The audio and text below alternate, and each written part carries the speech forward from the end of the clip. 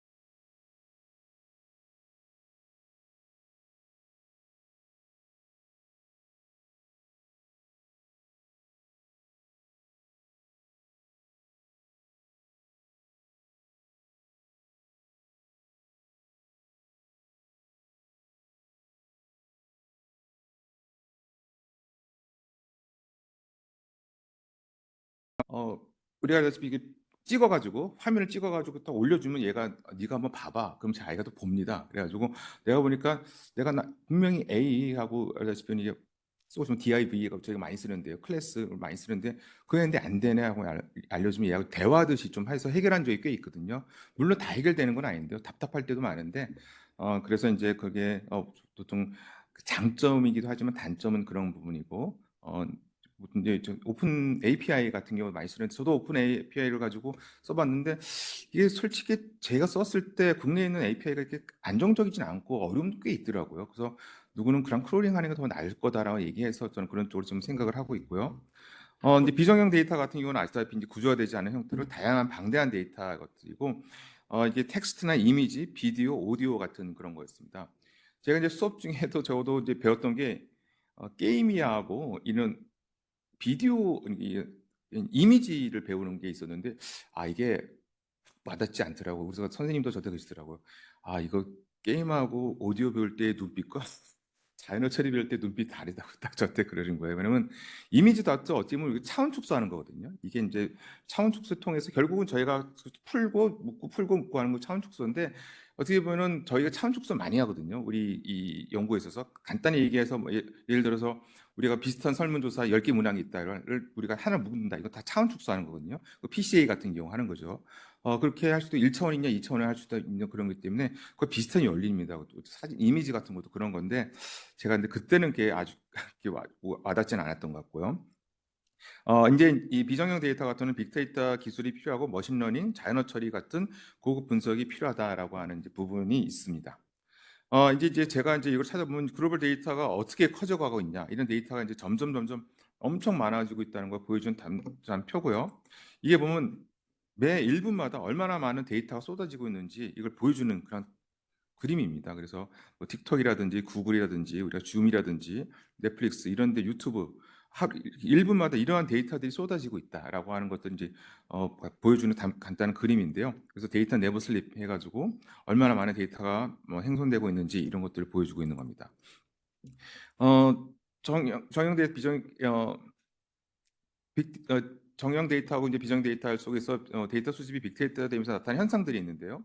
필요한 정보만 수집하는 게 아니라 가능한 한 많은 데이터를 수집하고 데이터를 다양한 방식으로 조합해 숨은 정보를 찾으려고 하는 그런 시도가 많아지고 있고요. 데이터 수집 및 처리 비용이 이제 감소하고 있습니다. 표본 조사의 방식에서 전수 조사의 방식으로 전환이 되고 있고요. 데이터가 지속적으로 추가될수록 좋은 결과 산출에 긍정적 영향을 미친다는 변화가 감지되고 있습니다. 그래서 과거엔 질을 중시했지만 이제 양도 중시하게 되는 양으로서 이제 어떻게 보면 질을 커버하는 그런 게 되고 있고요. 인과관계도 중요하지만 빅데이터 속에서 상관관계의 중요성이 강조되는 경향이 발생하고 있습니다.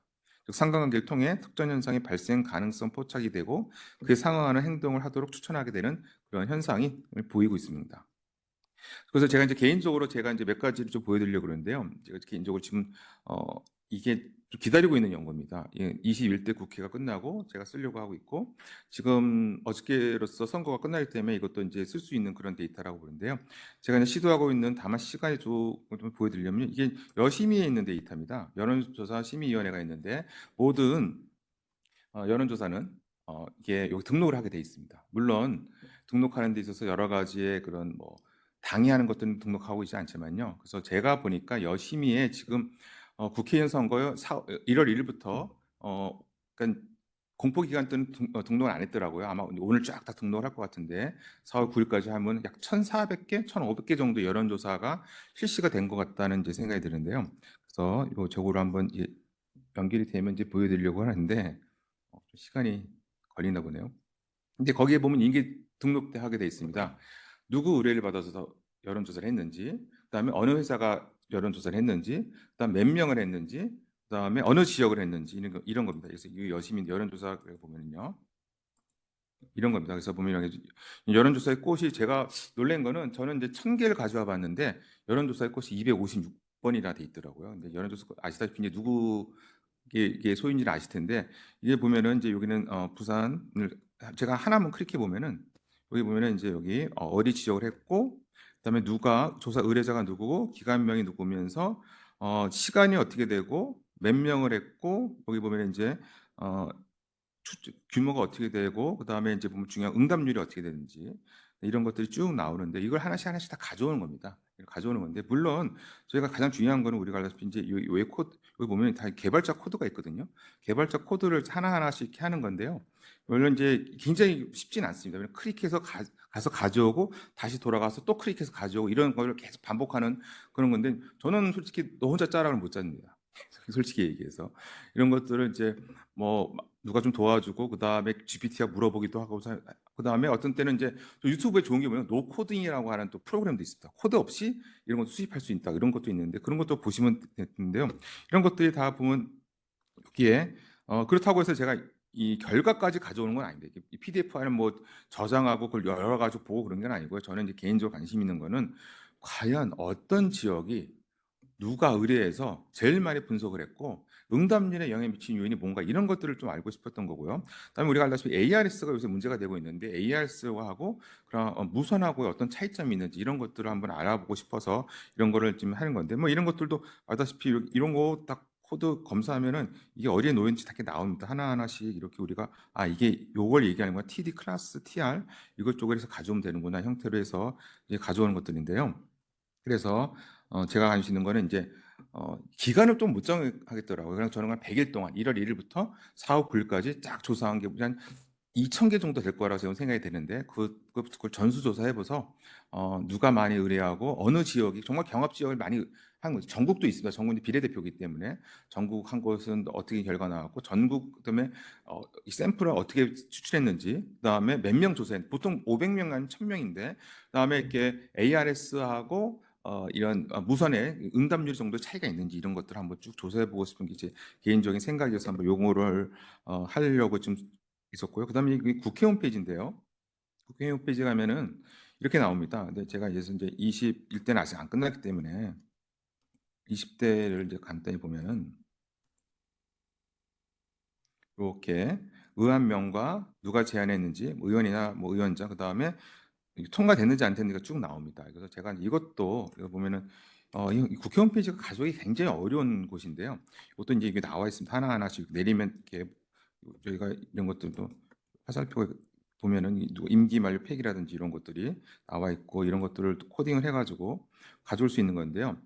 그래서 저는 이제 21대 국회를 각 국회를 어떻게 평가할 거냐 그랬을 때 의원들이 발의한 법안들 중에 어떤 내용이 제일 많더냐 통과된 내용 중에 어떤 내용이 많으냐 이걸 가지고 한번 그 국회를 평가해 보자 그러면 그래서 21대 국회 같은 경우 우리가 AI 시대에 굉장히 그런 반도체라든지 AI 관련된 게 있냐 없냐 없다 그러면 국회가 별 한 게 없는 뭐 그런 쪽으로 해가지고 해보자는 건데 제가 16대부터 20대까지는 다 가져와 봤고 21대는 아직 안 끝나기 때문에 작년 12월 달까지 해봤는데요. 콜링 하는데 16대는 법안 수가 적기 때문에 17대부터 그렇게 늘어나거든요. 21대는 제가 그때까지 다 가져올 수 있는 과정인데 한 2시간 정도 걸리더라고요. 이제 이건 켜놓으면 이제 얘가 자기가 자동으로 가져오기 시작하는 건데 근데 우리가 뭐 비리풀숲이라든지 전 셀레니움 이런 비리풀숲 같은 한계가 있거든요. 셀레니움을 통해서 컨트롤해가지고 구글 컨트롤해가지고 하나씩 가져오는 그런 형태의 것들인데요. 그래서 이제 제가 이제 그런 쪽에 관심 있고 하는 거고 그다음에 이제 더 크게 나간다 그러면 이제 제가 하려고 했던 부분은 예를 들어서 이제 비카인즈나 네이버의 총선 치면 이제 기사들이 쫙 나오거든요. 그 기사들을 예를 들어서 뭐 100개를 가져온다. 내용을 다 가져오는 거죠. 100개 내용을 기사 내용. 그다음에 거기서 이제 할 수 있는 자연어 처리가 토픽 모델링이라든지 그다음에 우리 의미 연결망 분석이라든지 이런 걸 해보려는 게 제 생각인데 그런 쪽으로는 이제 할 수는 있는데 제가 이제 토픽 모델링, 의미 연결망 분석 제가 개인적으로 이제 공부를 해서 했고요. 근데 토픽 모델링 배웠는데 이거 좀 쉽지 않더라고요. 그래서 이거는 그 내내 코딩한 걸 다시 배우면서 유튜브 다시 보면서 복습을 철저히 해가지고 해야겠다는 좀 생각을 하고 있거든요. 그래서 버트 모델 같은 게 그런 것들인데 이게 우리가 있는 챗GPT가 다 비슷한 맥락이거든요. 여기 LLM 같은 거, 라지 랭귀지 모델 같은 것들도 이게 보면은 결국은 이제 어떻게 마스크에서 응답하고 이제 보면 거기에 보면 이제 그게 구글이 학습을 시켜서 만든 게 버트 모델인데 상위로 가면 갈수록 이제 GPT로 가게 되고 그런 것들이 이제 학습을 통해서 대답하는 것도 다 그 학습에 의해서 대답을 하게 되는 그런 방식인 건데 제가 거기까지는 모르지만 하여튼 알고 있는 버트라든지 그런 쪽은 충분히 좀 해야겠다라는 생각을 하고 있습니다. 그래서 두 가지인데요. 그래서 이제 제가 이제 아까 말씀하신 대로 이제 한번 해보려고 하는 게 2,000개 정도가 되지 않을까 했더니 제가 1,000개 정도 가져와 봤는데 가져오면 엑셀로 하면 이렇게 됩니다. 그래서 지역이 어디냐, 의뢰 기간, 그다음에 물론 제가 뭐뭐 가져올 것지를 이제 결정하는 건데요. 그래서 이제 기간, 그래서 저는 기간이 오래된 조사일수록 응답률이 더 높은가 이런 것들도 한번 보려고 그러고 소요 시간이 있으니까요. 몇 명 했는지, 무선 전화했는지, 인터넷 조사했는지, 아니면 ARS 했는지. 그다음에 여기 보면 이제 제가 뭐 조금 더 가져왔는데 그다음에 응답률이 표본 추출 방식이 어떤 건지, 응답률이 어느 정도였는지 쭉 함으로써 이건 좀뭐 디스크리트한 거지만 한편으로는 이제 그에 대한 연구도 한번 해보려고 하는 게 제 계획이고요. 그래서 이런 것들이 이제 나와 있는 지역, 의뢰기관, 여론조사 회사, 광역, 지역, 조사 일정, 시간, N수, 응답률 이거 나와 있어서 지역으로 봤을 때는 제가 1000개만 봤을 때는 전국 단위가 제일 많았고요. 128개. 그다음에 여론조사를 가장 많이 실시한 여론조사에서는 여론조사의 꽃 256회, 여론조사를 가장 많이 의뢰한 곳도 여론조사의 꽃 자체 조사였고요. ARS와 무선과 비교를 해보려고 그러고 응답률을 통해서 종속 변수로 분석할 예정. 이런 걸로 진짜 제가 생각을 한번 해보고 있습니다. 그래서 끝났으니까 아마 이제 뭐 이게 이제 액션만 취하면 될 것 같긴 한데 언제 할지 솔직히 잘 모르겠고요. 국회 활동에 대해서도 아까 제가 말씀드렸던 건데요. 제가 아까 말씀한 의안명과 제한자금은 의결 이것도 가져왔고요. 16대 3,254개, 17대 8,592개, 18대는 14,948, 19대 18,926, 20대는 25,221개를 가져왔습니다. 다 가져왔고요. 21대는 이제 5월 30일 날 국회 끝나면 가져오려고 하고 있고 일단 가져와 봤는데 일단은 20대보다 훨씬 더 많기 때문에 가져오는 시간이 꽤 걸립니다. 그래서 이 그림 요거 첫 번째, 세 번째는 GPT한테 그려보라고 한 겁니다. GPT가 그린 건데요. 국회를 생각해서 그려봐라. 그림 잘 그립니다. 그래서 달이라고 한 프로그램인데 원래는 이제 옛날에는 달은 따로 있어 돈 내고 했었는데 이제는 다 같이 들어가 있거든요. 그래서 공짜로 할 수 있고 저도 이제 뭐 당연히 유료 회원이 있기 때문에 또 여러 가지 그런 것도 있고요. 그래서 이런 것들을 이제 해보려고 하는 게 제 계획이고 20대 국회만 봤더니 이런 형태로 이제 뭐 이것도 솔직히 월드 크라우드를 할 수 있습니다. 근데 뭐 월드 크라우드 굳이 할 필요가 있을까? 그래서 제가 가장 많이 나오는 그런 빈도수로 높은 걸 봤더니 도제특례제한법 621번, 공직선거법 348인데요. 빨간색은 보면요. 모든 국회에 공통적으로 제일 많이 나온 법안입니다. 그래서 이거 하나, 둘, 셋, 넷, 다섯, 6개를 빼고 봐야지만 진정한 국회를 볼 수 있는 거다 생각이 들거든요. 솔직히 공직선거법 별 내용 없습니다. 국회 국회 일본 개정법이거든요. 별 내용 없고 그렇기 때문에 근로기준법이라든지 의료법, 그다음에 정보통신망 이런 것들이 21대에 나와 있구나 해가지고 이제 특징을 보려고 하는 게 제 생각입니다. 나중에 뭐 보면은 이제 자연어 처리할 때 영어는 쉬운 게 스탑월딩이라고 하는 게 있습니다. 우리가 얘기하는 뭐 of, 더, 이런 것들 때문에 그게 쉬운데 한국어는 그게 어렵거든요. 형태소 분석하기도 어렵고 해서 그런 부분이 없잖아 있는데 이제 이거는 이제 제가 앞에 있는 단어들만 다 끊어서 가져와라라고 해서 가져온 내용이기 때문에 한 거기 때문에 이것도 이제 21대 국회 끝나면 16대부터 21대 국회 전반적으로 살펴보면서 우리가 이제 국회에 대한 평가를 하게 되는데 예전에 아시다시피 뭐 우리 그 뭐 18대 국회 뭐 체류탄 국회 뭐 이런 얘기도 많이 있었고 제가 보면 21대 국회 뭐라고 얘기하라 그러면 좀 제 말이 담기 뭐하지만 무슨 국회라고 얘기할 것 같고요. 제가 이제 예전에 이제 국회의원들 대상으로 이제 뭐 이제 이런 발표하러 갈 때 제가 이랬습니다. 18대 국회의원들 너무 실망할 필요 없다고. 그 기록 19대가 깨줄 거니까 걱정할 필요 없고 19대도 걱정할 필요 없다. 20대가 깨줄 거라고 이렇게 얘기했습니다. 21대도 똑같죠. 22대가 깨줄 거다라고 생각하는데 그래서 양극화에 대한 얘기가 이제 굉장히 강하게 있고 그래서 이제 그런 내용인데 이런 쪽 말고 한번 국회 입법 활동을 통해서 평가해 보자라고 해서 저는 한번 접근했던 거기 때문에 임기 만료 폐기된 법안들 보면 공직선거법 310개 건드리지도 않은 거죠. 국회법 235개, 조세특례법 이런 거 빼면 이제 근로기준법, 형법 이런 게 있는데 이렇게 이제 국회가 활동을 하고 있다라는 거를 조금 이제 솔직히 국회 평가가 쉽지 않거든요. 의원들 평가가 보통 이제 보면 출석률, 뭐 법안 발의 몇 개 했냐 이런 건데 출석도 야도하고 가면 별로 다 되는 거고 그다음에 법안 발의 자체도 양쪽으로 처리하는 게 문제고 해서 저는 전반적으로 한번 국회를 보자라고 해서 이런 쪽으로 접근을 한번 해봤습니다. 그래서 제가 이제 요게 4개, 5개 국회를 해봤더니 이런 특징이 있더라라는 정도만 알 수 있었던 거고요. 제가 이제 좀 넘어와서 제가 이제 그런 부분은 이제 제가 하려고 하는 정치학자다 보니까 이제 선거나 국회 쪽에 하려는 거고 이제 분야인력센터는 2005년부터 2014년까지 연구재단 중점연구소 지원을 받아서 DB 구축이 이제 핵심이었고요. 2014년부터 현재까지 국무조정 지지적 갈등 연구 기관이고요. 그래서 저희가 이제 90년부터 현재까지 약 1,500개 정도의 DB를 구축을 하고 있습니다. 1,500 구축은 DB란 거는 아까 말씀드린 정형 데이터로 만든 것도 있고 정리한 것도 있습니다. 정리한 거는 예를 들어서 뭐 밀양이다 그러면 100페이지 넘게 되는 정리하는 것도 있는데요. 근데 그러면 저희가 이제 자연어 처리 한번 해보고 싶은 거죠. 어떤 내용들이 많이 나오냐 이런 것들을 아직 한 건 한 건 해보진 않았는데요. 그다음에 2008년부터 제가 갈등 시민 인식 조사를 하고 있습니다. 매년 똑같은 문항인데요. 95%는 똑같다고 보면 됩니다. 그래서 16년 동안 하고 있어 어떻게 이게 변화가 있는지 국민들은 그다음에 이제 갈등이라고 한 것과 민주주의라고 하는 것을 어떻게 생각하고 있는지 연계하는 것들. 그래서 매년 12월 달에 이렇게 조사를 하고 있는데요. 저희가 참고로 이거는 2022년까지는 오픈해 놨습니다. 23년도 조사만 빼고는 2008년도부터 2002년까지는 다 오픈해 놨기 때문에 가져다 쓰셔도 되고 하는 부분이고요. 최근에 저희가 이제 포함시킨 거는 이제 저도 관심이 있고 미국 논문을 보니까 이제 미국 연구들이 특징 중에 하나 실험 설계를 많이 하더라고요. 그래서 저희도 실험 설계를 좀 포함시켜가지고 그런 부분을 재작년부터 22년부터 실험 설계 내용과 작년에 좀 플러스 그것도 제가 좀 더 소개시켜드릴 때 그런 내용이 이제 포함되어 있습니다. 제가 이제 이 머신러닝을 하게 된 것은 보면은 뭐 제가 이제 처음에 이거를 배울 때 제가 이제 받아들이지 못했던 것 중에 하나 보면 이제 회귀 분석을 이제 머신러닝으로 배우는데 제가 이런 얘기 있어요. 그 예를 보니까 99% 예측률을 보이는 거예요. 그래서 제가 이제 근데 변수를 다 넣더라고요. 제가 이제 우리는 이제 OLS를 공부한 사람으로서 변수 다 넣는 게 말이 되냐? 우리는 가장 중요한 것 중에 모델 셀렉션이라는 게 있는데 거기에 대해서 중요한 변수를 넣고 쓸데없는 변수 빠져야 된다고 하는 부분인데 처음에 저도 이해를 잘 못했는데 이 머신러닝의 특징은 예측이거든요. 예측은요 예측만 잘하면 되는 거예요. 갖다 막 넣고 예측만 딱 해. 그렇잖아요. 예측을 99%만 잘하면 되는 거지. 뭐 거기 모델 실렉션 같은 거 필요 없는 거죠. 그래서 이제 그런 부분이 있어서 이제 제가 이 논문 쓰면서도 우리 공공갈등 DB가 변수가 너무 적다라고 해가지고 이제 변수 늘리기를 좀 하고 있거든요. 그래서 이제 그런 쪽으로 해서 왜냐면 예측을 해봤더니 예측력이 별로 좋지 않더라고요.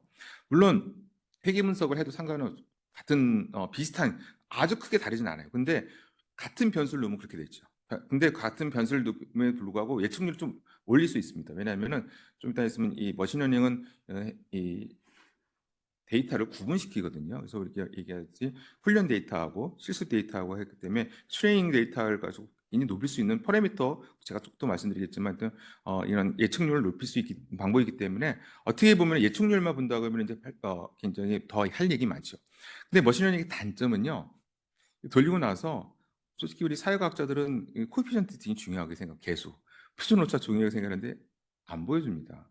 그래서 왜냐면 그래서 내가 이걸 왜 안 보여주냐 했더니 굳이 볼 필요 없다는 거 예측률만 보면 되는 거니까. 그래서 제가 GPT한테 이걸 볼 수 있는 방법을 네가 찾아보라 그랬어요. 근데 개수는 보이죠. 왜냐면 베스트 에스티메이터를 찾거든요. 베스트 에스티메이터가 뭔지 보여달라고 쫙 보여주는데 표준 오차를 계산 못하는 거예요.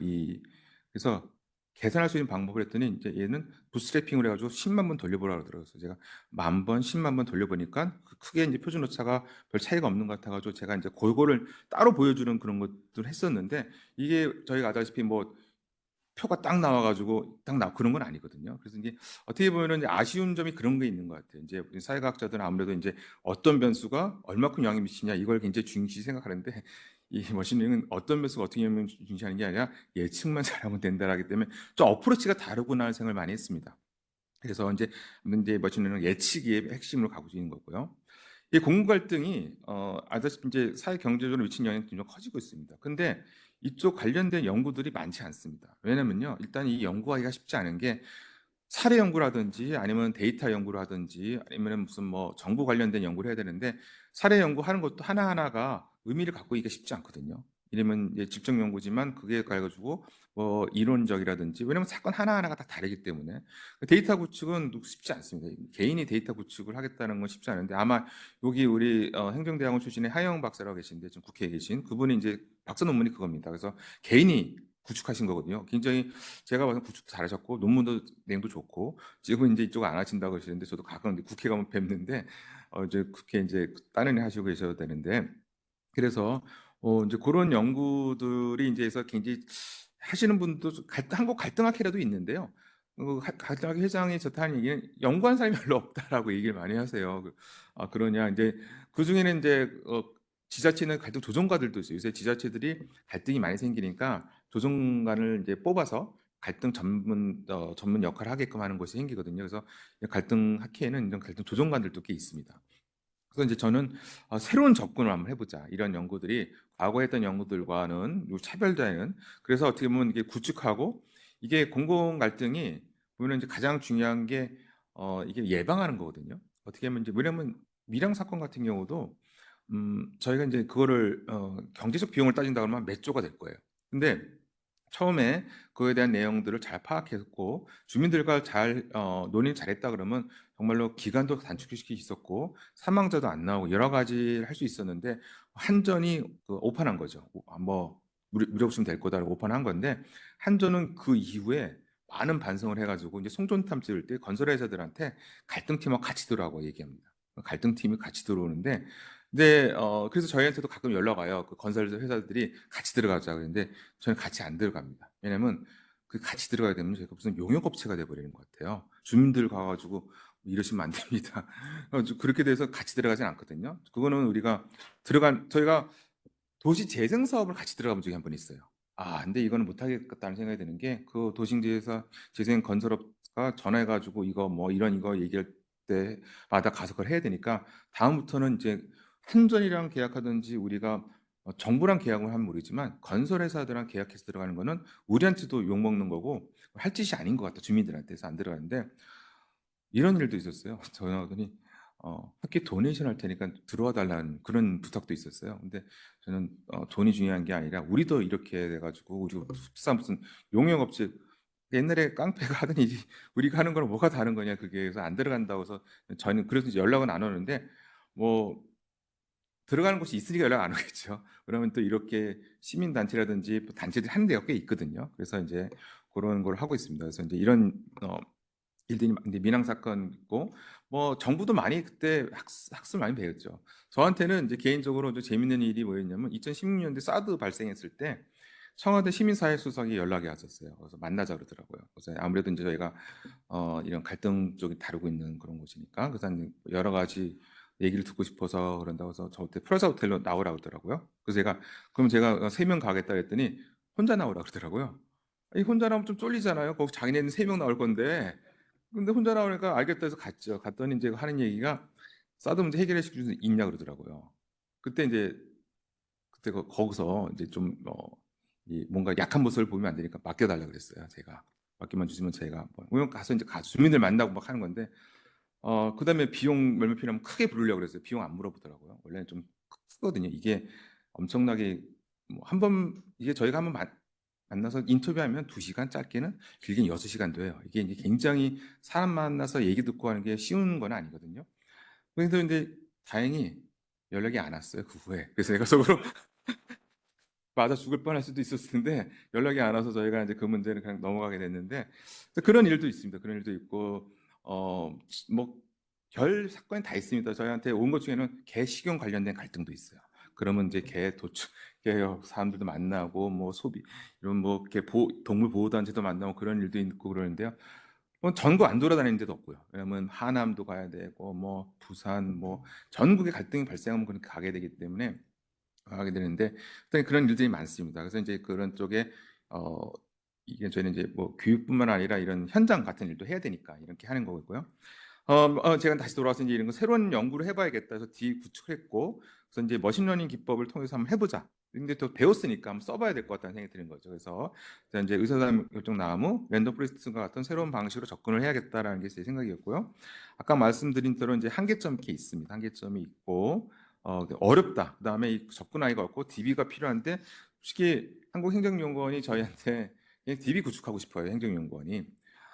근데 이제 DB 구축이 저희도 이제 벌써 20년 가까이 DB 구축을 했는데, 와서 인터뷰도 하고 얘기도 하고 저런 얘기 했는데, 근데 이제 돈이 많이 들거든요. 그래서 자기네들은 LLM 방식으로 하겠다고 얘기하더라고. 저도 궁극적으로 LLM 방식으로 저도 간다고 생각을 하고 있고, 전 자동화 방식을 좀 생각을 하고 있거든요.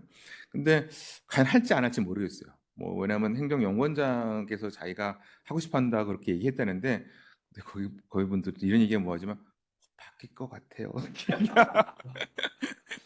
그런 얘기까지 하고 그러는데, 이런 데서 저도 이제 DB 구축은 이제 하려고 하는 게 분류 예측이라고 하는 게 있습니다. 클래시피케이션하고 이제 예측이라고 하는 프리딕션이 이제 중요하고 이제 회귀 그러니까 리그레스 요 그게 이제 많은 우리가 지도학습에서 많이 쓰는 것들이요. 그래서 저는 이제 이렇게 공공활동 예방 쪽에 관심이 많습니다. 왜냐면 이게 사람들이 어떤 학문이든 예측하는 걸 좋아하잖아요. 저한테도 예측해 보라고 해서 다 틀린 적 많거든요. 그래가지고 그 다음부터 잘 안 부르더라고요. 그래서 이제 예측 잘 안 하는데 뭐 저는 이제 제가 보는 선거 데이터 같은 경우 때문에 저는 이번 투표를 한 69% 예측했었거든요. 예상했었거든요. 근데 지금 67% 나오더라고요. 아, 좀 틀렸구나 해서 생각을 했는데 이제 그거 이제 수정하면서 이제 다음 선거 이제 예상 예측해 보려고 하는 건데 예측만큼 이게 예방, 공공활동 예방이 굉장히 중요하기 때문에 그래서 이제 이런 쪽에서 이제 분석 통해서 왜냐면 야 이런 갈등이고 이런 특징 갖고 있어 보니까 이렇게 끝나더라. 그랬더니 너희들이 너무 힘 빼지 말고 이렇게 방식으로 해서 이렇게 타협하고 이렇게 협상하고 조정하면 좋지 않을까라고 하는 게 제 생각이기 때문에 이제 이런 것들을 한번 접근해 보고 싶었던 건데요. 머신러닝은 이제 아시다시피 이제 지도학습, 비지도학습, 강화학습이 있습니다. 이제 뭐 이를 기반으로 예측 또는 결정을 내릴 수 있도록 알고리즘과 통계 모델을 사용하는 인공지능 한 분야인데요. 데이터를 학습하고 제가 생각하고는 비지도학습 제가 뭐 해보려고 그러냐면요. 원래는 과거에 했을 수도 있었는데 이제 아직 안 했던 건데 지금 선거 끝났잖아요. 투표 안 한 사람들이 이게 지도학습의 특징은 X하고 Y가 있거든요. 근데 비지도학습은 X만 있습니다. Y가 없는 거고요. 그래서 이제 제가 이제 대표적으로 이제 X는 있는데 Y가 없는 것들이 이제 선거에서 투표 안 하는 사람들이거든요.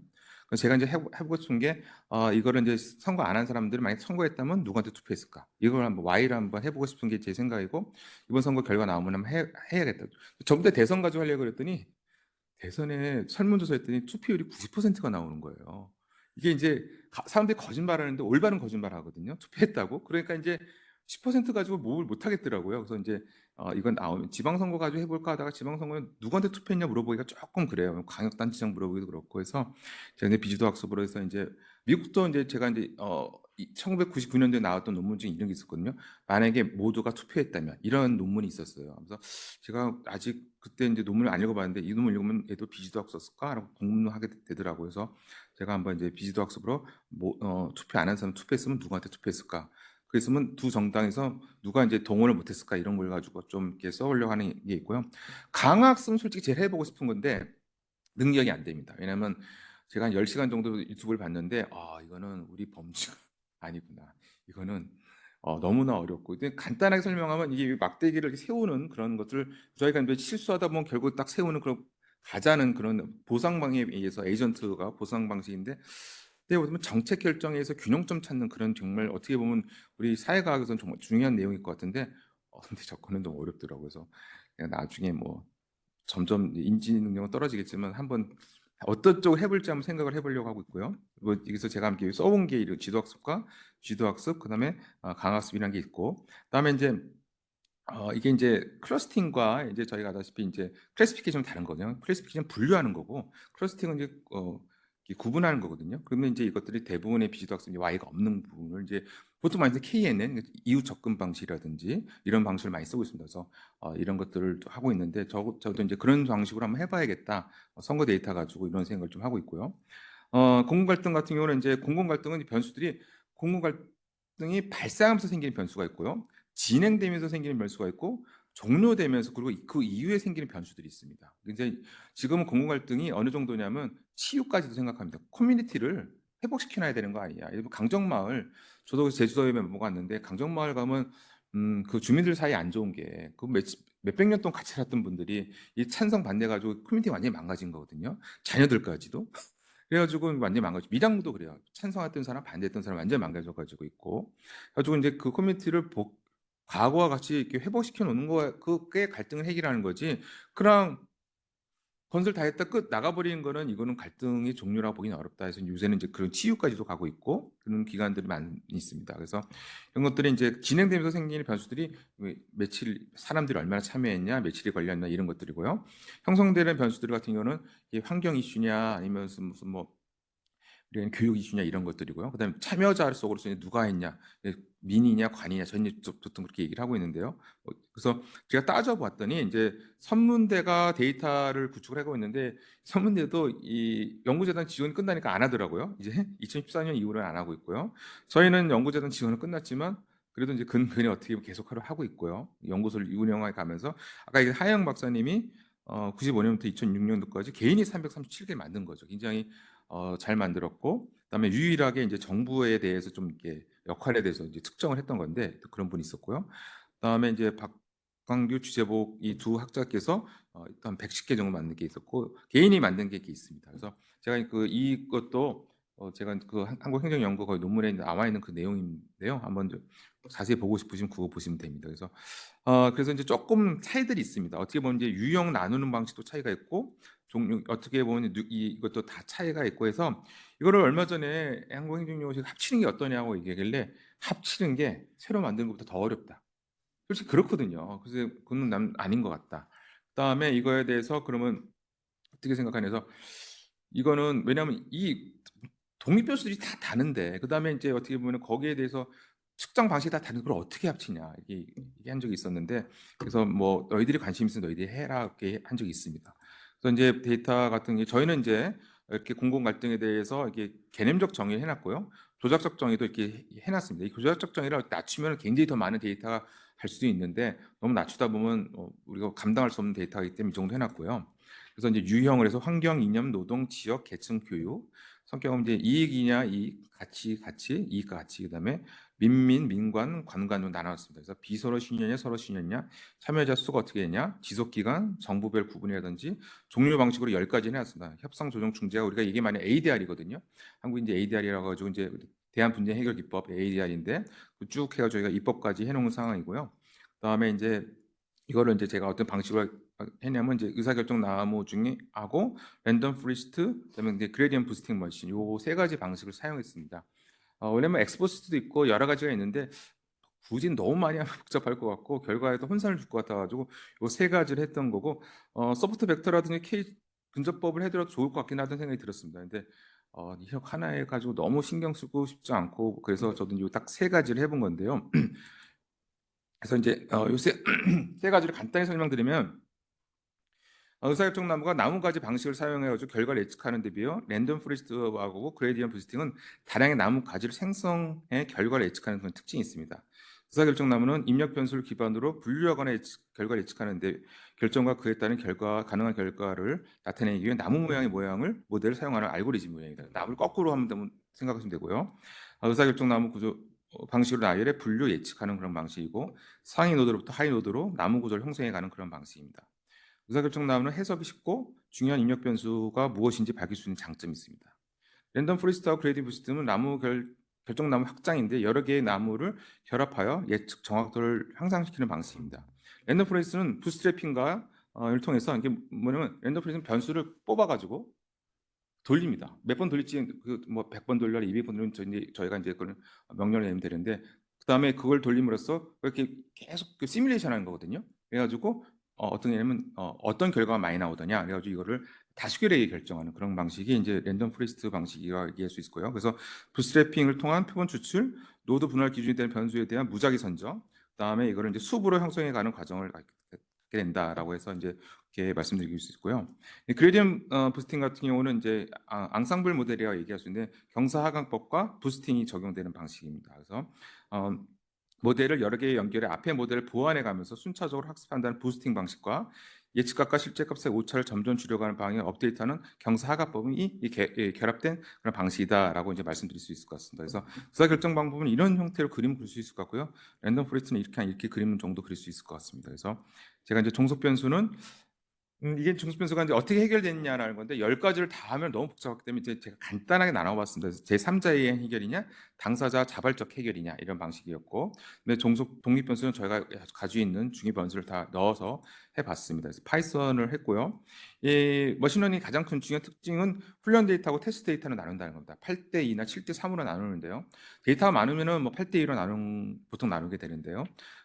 그 나눈 다음에 훈련 데이터를 통해서 가장 베스트 에스티메이트를 찾아가지고 테스트 데이터에 돌려보는 겁니다. 그래서 가장 예측률이 높게끔 해보는 건데 물론 여기서 끝나는 건 아닙니다. 왜냐면은 여기서 이제 가장 큰 문제가 뭐냐면 훈련 데이터에서는 잘하는데 테스트 데이터에서는 결과가 안 좋을 때가 있거든요. 그거를 우리가 과적합이라 얘기하는데, 왜냐면 이게 변수들이 많으면은 요구선 잘 돌아가는데 새로운 데이터에 딱 대입하면은 결과가 안 좋아지는 거거든요. 그래서 이제 제가 배울 때 뭐라고 얘기하냐면, 모의는 잘 보는데 수능을 못 보는 거로 생각하라 그 얘기를 하더라고요. 그런 방식이기 때문에 이 과적한 문제를 해결하는 게 가장 어렵다. 그렇기 때문에 과적한 문제를 가장 좋게 해결하는 방법이 이제 이렇게 하이퍼 파라미터 초계맥의 변수하고 그다음에 그리서치하고 교차 검증을 통해서 한다는 건데, 그리서치라는 게 뭐냐면 이 파라미터를 가능한 파라미터를 다 해놓고 이것들이 다 조합을 이루게 하는 겁니다. 조합을 이루게 하고, 교차 검증이라는 것이 이제 이게 어떻게 보면은 훈련 데이터의 저는 핵심이라고 볼 수 있을 것 같은데요. 데이터가 1000개면은 이게 CV라고 하는 스크롤 베질레이션을 5로 한다 그러면 1000개를 200개씩 나누는 겁니다. 5개로 나누는 거예요. 이제 만약에 10으로 한다 그러면 1000개를 100개씩 나누는 건데요. 그러면 1, 2, 3, 4, 5가 있다 그러면 1번 데이터가 테스트 데이터가 되는 거고, 2, 3, 4, 5가 훈련 데이터가 되는 겁니다. 훈련 데이터가 돌고 1번 하면 테스트 해보는 거고요. 다음 다시 이제 2번 데이터가 이제 테스트 데이터가 되고, 1, 3, 4, 5번이 학습 데이터가 돼가지고 또 학습한 다음에 2번 데이터에 테스트 해보는 형태. 이거는 이제 반복하는 거죠. 3번 데이터에도 이제 테스트 데이터가 되고, 나머지 학습. 4번 데이터가 또 학습 데이터, 훈련 데이터, 실전 데이터가 되고 학습. 이런 형태로 하기 때문에 이게 파라미터가 많고, 그다음에 이게 CV를 굉장히 크게 잡으면 이것도 굉장히 오래 돌아갑니다. 컴퓨터가.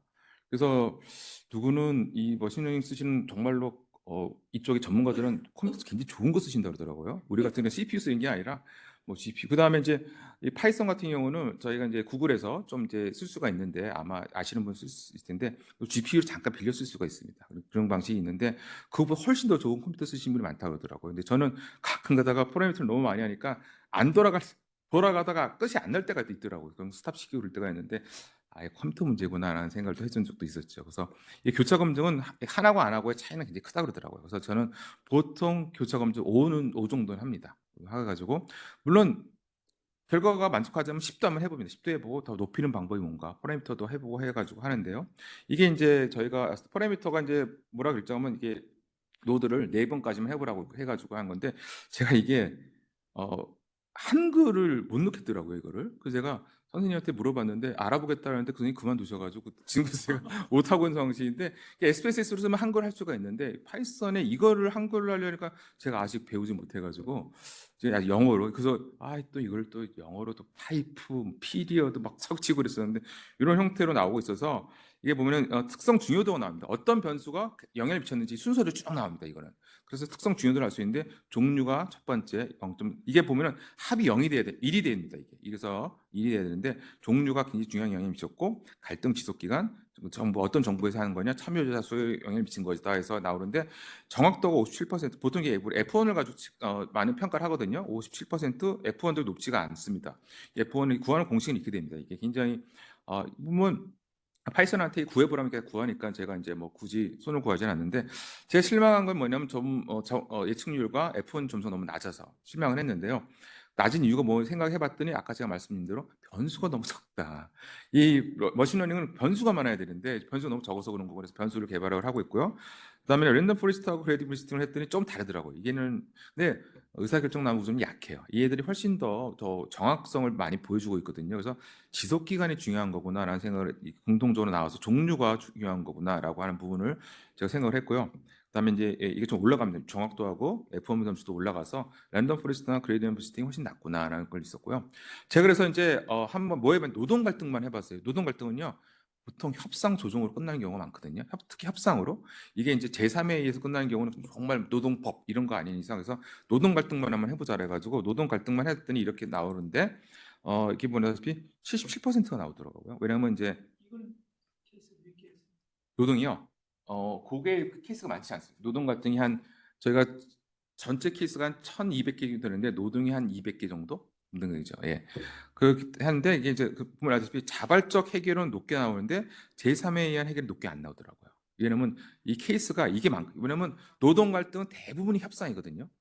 왜냐면 이제 노사 문제이기 때문에. 그렇기 때문에 이쪽도 높게 나오고 정확도도 77%가 나오고 있고, 그래서 해봤더니 이제 갈등 지속 기간이 역시 중요하구나. 그래서 이제 변수를 더 개발해서 유형도 하나하나씩 해봐야겠다는 제 생각이고 N수도 늘어가면 또 할 수 있겠구나 하는 생각을 하고 있고요.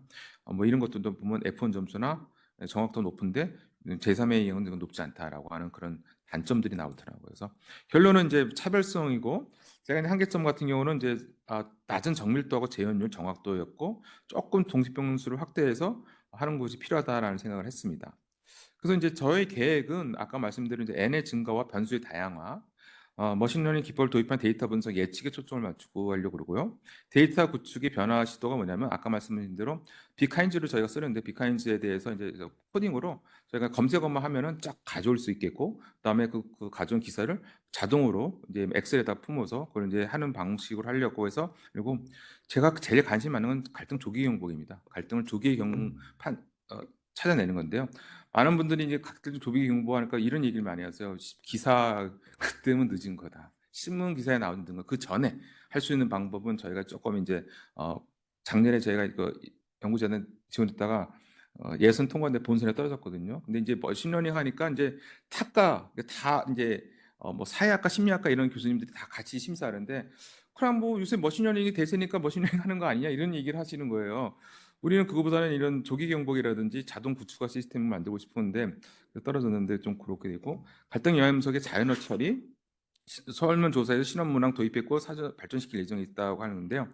제가 잠깐 아까 말씀드렸지만 이제 요새 공공갈등 이념화 현상이 좀 문제가 되고 있습니다. 언제부터인지 이게 아다시피 뭐 밀양 사건도 그렇고 강정마을도 그렇고 뭐 세월호 재난이 이제 갈등으로 되면서 이거 이념화되는 현상이 있는데, 이런 것들을 이제 저희가 확인하기 위해서 설문조사를 해봤, 이런 게 실험 설계였습니다. 땡땡땡땡은 가짜뉴스로 인한 갈등 확산 방지를 위해 규제가 필요하다고 주장합니다.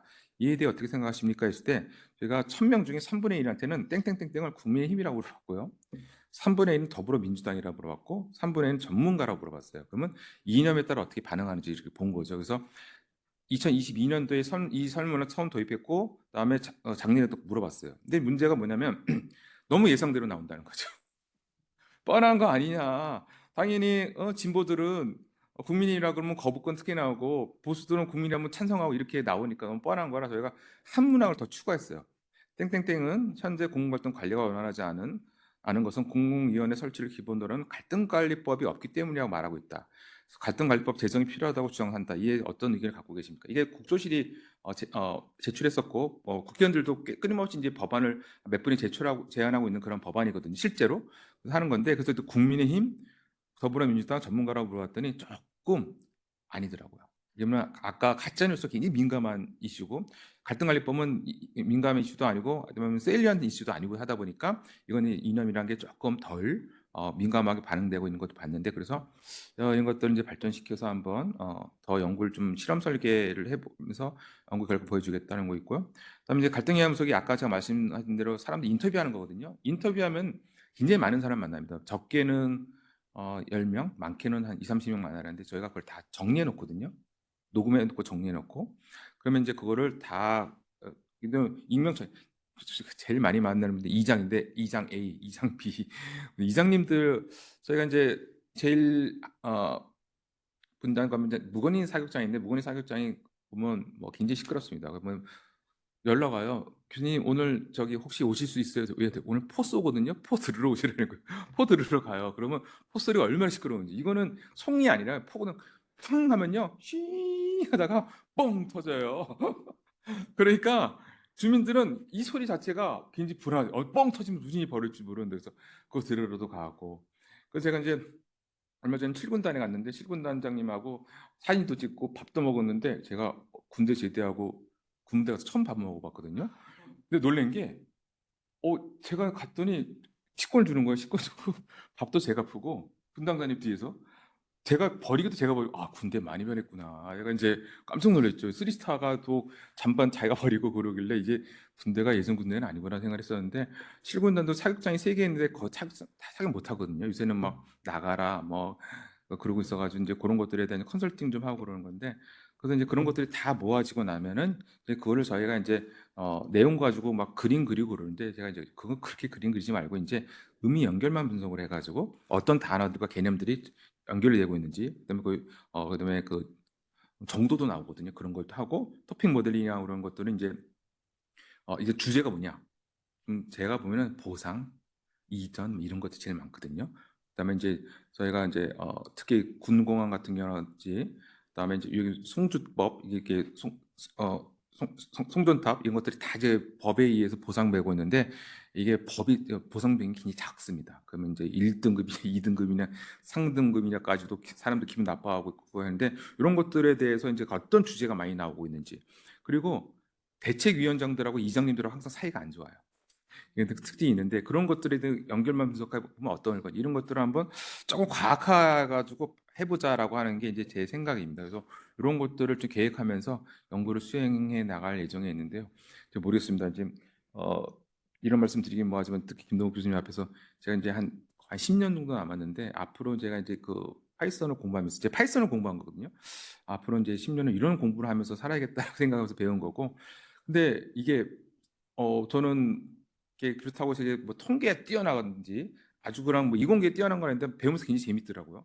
재밌게 되고 그다음에 이제 자꾸 찾아보게 되고 유튜버 같은 경우가 그래서 제가 보는 유튜버가 굉장히 구독하는 게 한 20개가 있는데 그 중에 15개는 다 코딩이거든요. 그래서 그거 보고 있고 뭐 이렇게 하고 있는데 이런 쪽을 점점 발전시키면서 새로운 걸 배우면 배우면은 써봐야 될 거잖아요. 그래서 이제 이런 연구에 써봐야겠다 했고 저도 얼마 전에 쓴 논문 중에 20대 대선 누구한테 누가 찍었나 그래서 이제 윤석열 찍은 사람하고 이재명 찍은 사람이 정석 변수를 해서 했는데 그걸 이제 우리가 프로빗도 로직도 돌려봤지만 그걸 아마 머신러닝으로 돌려봤어요. 머신러닝 돌리면 어떤 결과가 나오더냐 조금 차이가 나는데 머신러닝은 아무래도 이제 과적한 문제를 해결하기 위해서 중요한 변수의 영향을 크게 하고 안 중요한 변수를 작게 하는 그런 경향이 있거든요. 그런 것도 해보고 무당파들은 어땠냐 해보고 그런 건 논문을 써봤습니다. 그래서 했는데 제가 최근에 어떤 논문을 써서 제출했더니 부가 나왔는데 뭐라 나왔냐면 이 논문 우리 학회부랑 안 맞는 것 같다. 뭐 조사 연구나 이런 데에 내야 되는 거 아니냐. 이렇게 어떻게 보면 내가 너무 앞서가나? 이게 너무 많이 썼나? 이게 회계 분석도 쓰고 이거다 막 디시전 트리도 쓰고 막 그다음에 엑스부스트 막 다 썼더니 많은 분들은 이제 거부감을 하는 것도 있더라고요. 이게 너무 내가 너무 많은 걸 보여주려고 내 욕심이구나. 이게 정말로 그 핵심적인 내용만 썼어야 되는 건데 이걸 내가 이제 생각을 좀 달리 해야겠다. 그래서 이런 생각을 많이 하고 반성하고 있습니다. 예, 이걸로 제 발표 마치겠습니다. 예, 감사합니다. 네, 가상유 교수님이 아주 크게 봐서는 두 개 주제, 우리나라 국회 선거 관련 거 하나, 또 하나는 갈등 관련돼서 예방에서부터 대응 또 사후 치유까지 거기 관련되는 데이터들을 어떻게 하는지 방법론 뭐 이렇게 다양한 디시전 추리부터 해서 다양한 얘기를 해주셨습니다. 우선 여러분들 뭐 질문이나 코멘트 하기 전에 제가 사회자로서 우선 먼저 얘기를 하겠습니다.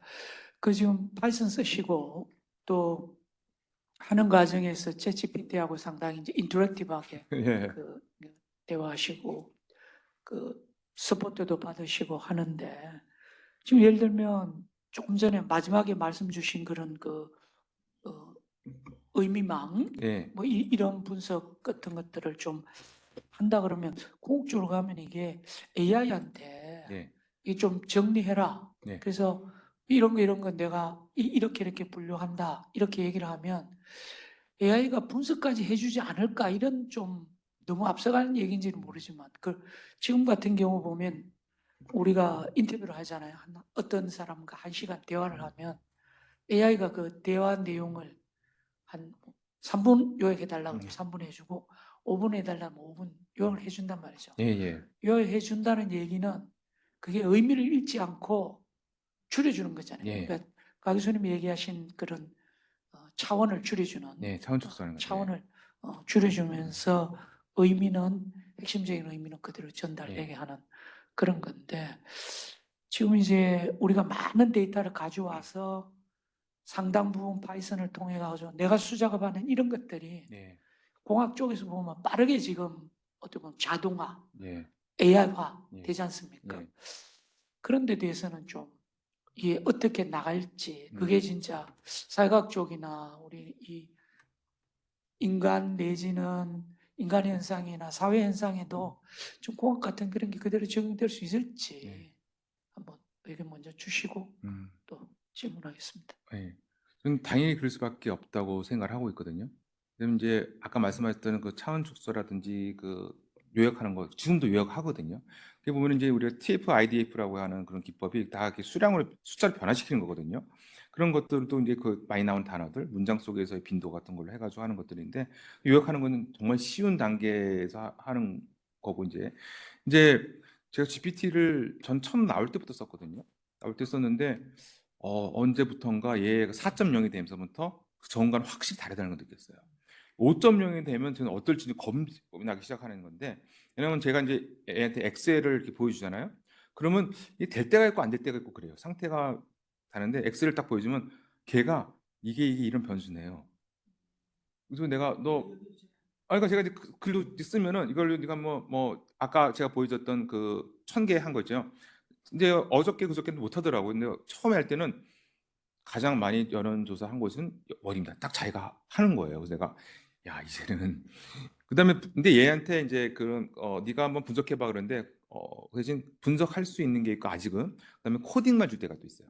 자기가 이거는 분석 못합니다. 이거는 코딩을 하십시오라고 해서 코딩을 줄 때가 있는데, 그러니까 지금 그 정도면 조만간은 더 확실하게 나갈 거고, 그다음에 지금 저희가 녹음한 내용도 얘가 텍스트로 할 수 있고 텍스트 좀 MP3로 만들고 이런 거 가능하기 때문에 막 그런 것은 더 점점 쉬워지는 그런 세상이 곧 올 거다라고 듣는데 아마 되고 있는데 저희가 너무 몰라서 그럴 수도 있어요. 이공계 쪽은 아마 워낙 더 우리보다 확실히 뛰어난 그래서 그런 분들이 와서 이거 보면 야, 이거 애들 장난하는 수준이네라고 할 수도 있을 것 같아요. 네, 뭐 옹 교수님 포함해서 우리 박사님들이나 또는 온라인에 계신 분들 자 이렇게 코멘트나 질문 주십시오. 네, 옹 교수님 먼저 좀. 교수님 아까 그 잠깐 죄송한 10년 남으셨다고 해도 너무 공부 열심히 하시네요. 15년 남으면 더 열심히 해야 되겠다는 생각이 들고요.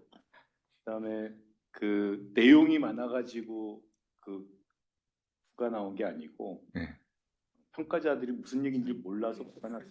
네, 저도 냈는데 참 좋은 논문입니다. 부. 네, 그래서 외국에 내시면 될 것 같습니다. 그래서 외국에 나오는 논문들은 이런 범위를 이제 넘어서서 방법론이 발전해서 네, 그래서 외국 저널에 내시는 게 제일 좋은 방법이 아닐까 싶고요. 감사합니다. 네, 예. 제 GPT한테 번역해달라고 하시면 잘 이렇게 그러니까요. 저도 이미 데이터나 분석한 거 상당 부분 영어로 돼 있고 예. 하니까 문제 없죠. 예. 그리고 아시다시피 지금 GPT가 4.0 되면서 이제 그렇게 만들어졌지 않습니까? 지금 저희가 앱 같이 살 수 있거든요. 그 트랜스레이트 잘하는 앱 같은 거. 그다음에 저는 이제 GPT 중에 내가 이런 걸 필요로 해. 뭐 이런 GPT를 찾아줘. 그런 것도 있거든요. 그러니까 지금 영어도 정말로 쉽게 그다음에 저도 한번 해봤는데 실망이야. 다시 해봐.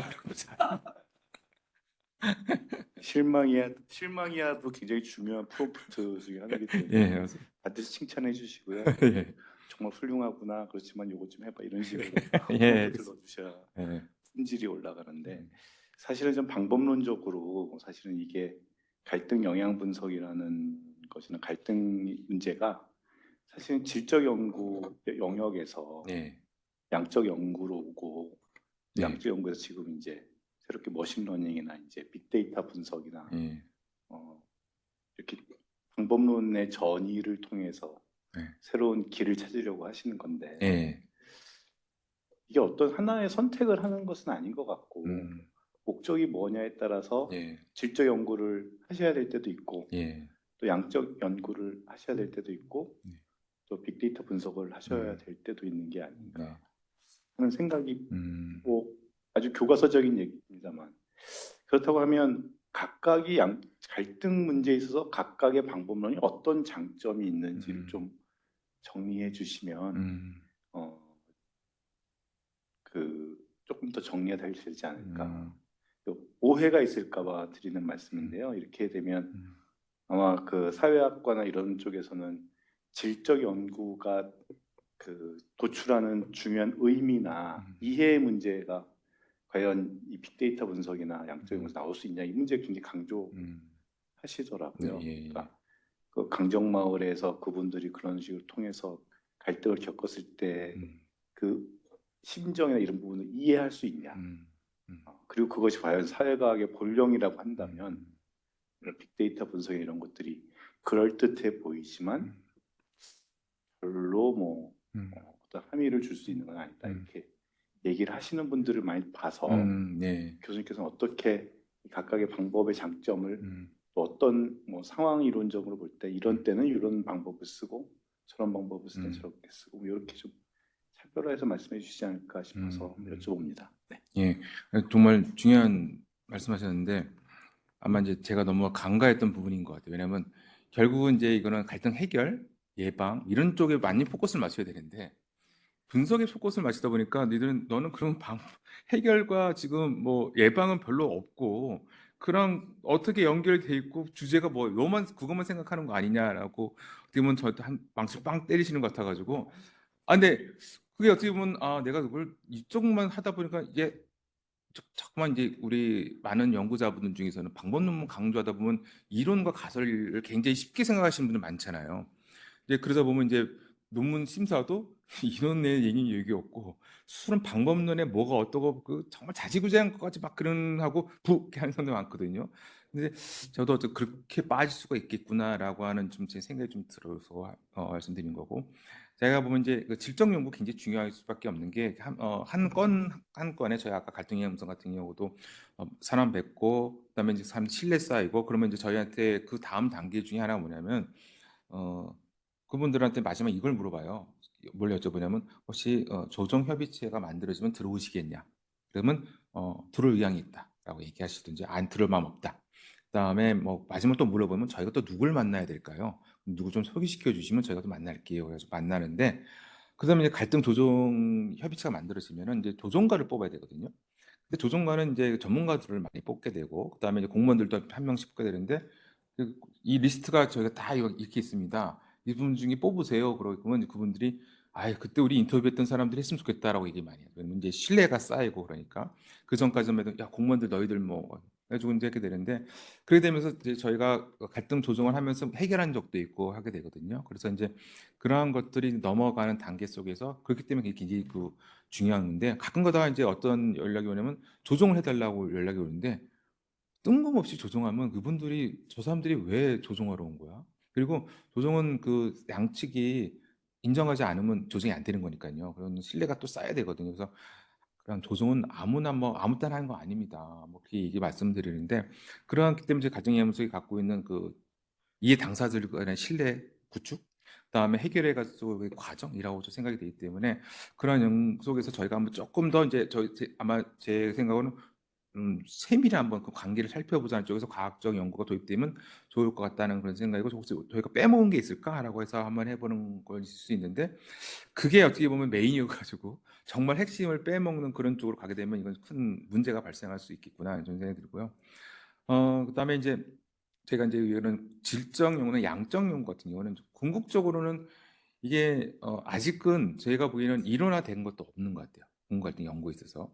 그다음에 이게 건마다 너무 다르기 때문에 환경도 다르고 어떤 곳은 저희가 해상폭력을 가면 어떤 곳은 찬성하는데 어떤 곳은 반대해요. 똑같은 이유로 반대하고 똑같은 이유로 찬성하는 거예요. 이게 주민들의 상황에 따라 다르거든요.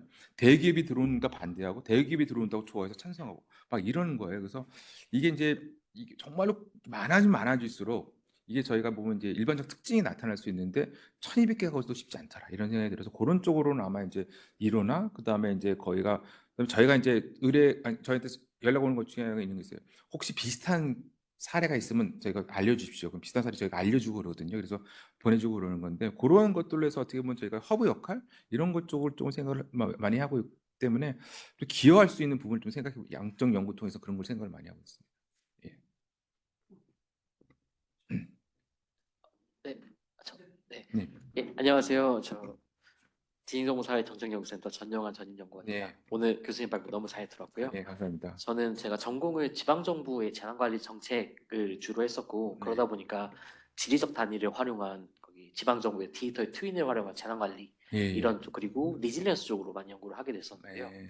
사실은 이런 유사 관련 연구들을 하다 보면 어떻게 보면 그 재난 시뮬레이션이든 아니면 디지털 트윈으로의 전환이든 가장 중요한 거는 변수를 고도화해서 결국에는 시뮬레이션 정확성을 높이고 네. 결과적으로 저희가 잠재되는 위협들을 파악하고 확률을 구하는 게 어떻게 보면 가장 중요할 텐데요. 네. 사실은 이 과정에서 사실 교수님께서 이제 처음에 사회과학 분야에서 이 연구를 더 넓게 확산을 하시면서 네. 아무래도 변수를 교도하실 때 굉장히 많은 시행착오나 어떤 예. 전략 같은 게 있었을 것 같아요. 예. 아무래도 사회과학 분야다 보니까 음. 예를 들어 재난 분야 같은 게 좀 융복합적인 측면이 있기 예, 때문에 뭐 예. 지리적 데이터라든지 아니면 환경 데이터 같은 거를 좀 더 투입해서 좀 더 활용할 수 있는 부분들이 있는데 교수님 갈등 관리 분야에서 어떤 그 변수 고도화를 네. 하실 때 어떤 그 어려움이 있었고 어떻게 해결하셨는지 그런 것들을 한번 더 들어보고 싶습니다. 네. 제가 최근에 재난 관련해서 가장 재밌게 읽었던 책이 악마는 잠들지 않는다라는 그 책 혹시 모르지만 좀 이게 그 재밌는 게 재난 갈등이랑 비슷하거든요. 재난과 오른쪽과 왼쪽이 있다고 얘기를 하는데 왼쪽이 이제 준비, 이제 오른쪽은 발생했을 때 어떻게 그걸 이제 극복해 나가느냐인데 갈등도 똑같이 왼쪽은 이제 예방을 위한 이제 준비, 그다음에 이제 여기 있고, 그다음에 이제 재난의 준비의 역설, 갈등의 준비 역설 비슷한 내용이 있어가지고 굉장히 재밌게 읽었었는데. 저희도 이제 처음에 2005년도 요거 DB를 구축 처음 만들 때 이게 오래 걸렸어요. 근데 오래 걸리고 그때 이제 다양한 책들을 읽어보고 그다음에 이제 대입해 보는 게 중요한 것 같아요. 하나의 사건에다가 대입해 봤을 때 우리가 이거는 빠지는 게 있네. 그러면 또 하나 개발해 보고 그다음에 또 데이터 또 딴 케이스에다가 또 대입해 보고 이렇게 해가지고 빠지지 않도록 하려고 하는 건데 저는 지금 저희 연구센터가 이런 얘기했어요. 우리가 지금 DB가 보면 내가 보기에는 이 머신러닝은 이렇게 커버를 2중, 3중 커버해가지고 예측하겠다는 거거든요. 우리가 OLS 모델 같은 경우는 2중, 3중 커버하는 게 아니라 핵심적인 것만 딱 집어넣어서 예측하는 건데 그래서 이게 숭숭 우리가 지금 뻥뻥 뚫려 있는 것 같다. 우리가 뻥뻥 뚫려 있는 거를 어떻게 우리가 막아낼 수 있는 방법을 해가지고 변수 아까 유형도 너무 우리가 단순화될 뿐만 아니라 그게 뭐 예를 들어서 더 뭐 광역이냐 전국이냐 아니면 기촌 이름부터 시작해가지고 더 많은 변수를 개발해서 해야 된다는 것을 계속 만들어 가자라고 얘기하고 있거든요. 아마 쟤는 제가 정확히는 모르겠지만 비슷한 그런 고민이 있을 텐데, 그래서 뭐 얼마 전에 있었던 예를 들어서 뭐 재난의 대표적인 홍수 나가지고 이제 사건 터져가지고 이런 것들. 그다음에 이제 재난은 이제 저희가 보면 갈등 이제 재난이 갈등으로 변하는 경우가 굉장히 많거든요. 그래서 이제 저희도 이제 그 케이스에는 재난 케이스가 최고로 대표적인 거고 연관되는데 그래서 그러한 것들에 대해서 개발하면서 대입을 한번 해봤어요. 야 이거 어떻게? 그리고 이게 딱 유형이 환경이냐 이게 딱 교육이나 구분시키기 굉장히 쉽지 않아요. 그래서 그걸 구분시키기 좋은 방법은 다른 변수로서 이게 분류될 수 있도록 해보면서 커버할 수 있도록 노력하자는 그런 부분이었고, 근데 저희도 이제 그거를 한번 가장 좋은 방법은 변수를 만든 다음에 발표해 보는 거예요. 그러면 이제 다른 분들이 저희 생각하지 못한 얘기를 해주시거든요. 그래서 끊임없이 그 원래는 또 연구재단 발표를 해야 되니까 그러면서 피드백 받고, 그다음에 비슷한 연구자들한테 이제 보내서 이제 피드백 받고, 그 다음에 이제 재난 비슷한 영역의 위험, 위기 이게 비슷하거든요. 갈등, 재난 그런 연구들 보면서 이제 참고하고 그랬던 게 가장 좋은 방법이 아닌가라는 생각이 듭니다. 음. 네, 안녕하십니까, 교수님. 저 같은 센터에서 일하고 있는 포닥 정지혜라고 예. 합니다.